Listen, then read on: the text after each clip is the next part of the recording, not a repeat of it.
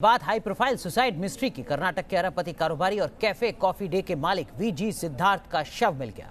सिद्धार्थ 2 दिन से लापता थे। उनका शव उसी जगह नदी में मिला जहां से वो लापता हुए थे, लेकिन उनकी मौत से पहले एक चिट्ठी पर सियासत भी गर्मा गई है। आइए आपको दिखाते हैं एक कारोबारी की सुसाइड कैसे सवालों में उलझी हुई है। अरबपति बिजनेसमैन की मौत बनी मिस्ट्री। कैफे कॉफी डे के मालिक का नदी में मिला शव। वीजी सिद्धार्थ सोमवार से लापता थे। पुलिस और गोताखोरों की टीम दिन रात उनकी तलाश में जुटी थी। आज सुबह उनका शव कर्नाटक के दक्षिण कन्नड़ जिले में नेत्रावती नदी से मिला। शव को स्थानीय मछुआरों ने निकाला। शव मिलते ही पुलिस ने फौरन परिवार को खबर दी। खबर मिलते ही परिवार में मातम पसर गया। मंगलुरु से सिद्धार्थ की पत्नी और परिवार वाले मौके पर पहुंच गए। फिलहाल सिद्धार्थ का शव मंगलुरु के वेनलॉक हॉस्पिटल में रखा गया है। वीजी सिद्धार्थ पूर्व मुख्यमंत्री एसएम कृष्णा के दामाद थे। बेंगलुरु में एसएम कृष्णा के घर पर लोगों का तांता लगा हुआ है। As per the request of the police, our two specialists, one is professor of forensic medicine, another one is our senior specialist forensic medicine. Both of them are conducting the postmortem examination. They will collect the viscera for chemical examination and other things for histopathological examination. And whatever evidence they want, whatever support from the other things they want, they will do it as per the set standard procedures. बताया जा रहा है कि सिद्धार्थ सोमवार की दोपहर बेंगलुरु से निकले थे, लेकिन अचानक उन्होंने अपने ड्राइवर को मंगलुरु चलने को कहा।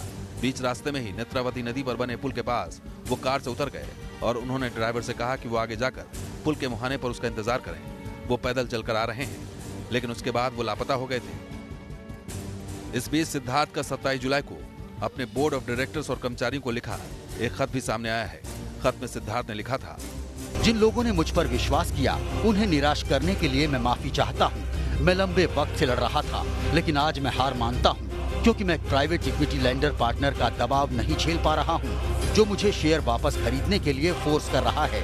इसका आधा ट्रांजैक्शन मैं 6 महीने पहले एक दोस्त से बड़ी रकम उधार लेने के बाद पूरा कर चुका हूं। उन्होंने कहा है कि दूसरे लेंडर भी दबाव बना रहे थे कि मेरा इरादा किसी को गुमराह या धोखा देने का नहीं था। एक कारोबारी के तौर पर मैं विफल रहा। उम्मीद है कि एक दिन आप समझेंगे। मुझे माफ कर दीजिए। हमारी संपत्तियों और उनकी संभावित वैल्यू की लिस्ट संलग्न कर रहा हूं। हमारी संपत्तियां हमारी देनदारियों से ज्यादा हैं। इनसे सभी का बकाया चुका सकते हैं। इस खत के सामने आने के बाद यह माना जा रहा है कि सिद्धार्थ गहरे आर्थिक दबाव में थे और इसी निराशा में उन्होंने खुदकुशी कर ली हो। वहीं इस मामले में सियासत भी गर्मा गई है। कांग्रेस ने लोकसभा में मामला उठाया। कांग्रेस नेता मनीष तिवारी ने इनकम टैक्स डिपार्टमेंट पर सिद्धार्थ को परेशान करने का आरोप लगाते हुए सरकार को निशाने पर लिया। एक व्यवसाय श्री वीजी सिद्धार्थ ने खुदकुशी कर ली और मैं इस और सदन का ध्यान और सरकार का ध्यान आकर्षित करना चाह रहा हूं कि ये बात सार्वजनिक हुई है कि इस खुदकुशी का कथाकथित एक कारण ये भी है कि जो इनकम टैक्स अधिकारी हैं उनकी तरफ से हैरेसमेंट की गई है। मैं सरकार से ये निवेदन करना चाहता हूं कि ये बहुत ही गंभीर और संवेदनशील मामला है। खुदकुशी की जांच तो अलग होगी, पर सरकार को इस चीज की जांच करानी चाहिए। फिलहाल पुलिस ने पूरे मामले की जांच शुरू कर दी है, लेकिन सवाल उठ रहे हैं कि क्या आर्थिक दबाव इतना ज्यादा बढ़ गया कि एक अरबपति बिजनेसमैन को खुदकुशी करने पर मजबूर होना पड़ा। सच क्या है, ये तो जांच के बाद ही साफ हो पाएगा। बेंगलुरु से यासिर मुश्ताक के साथ टीम न्यूज़ नेशन।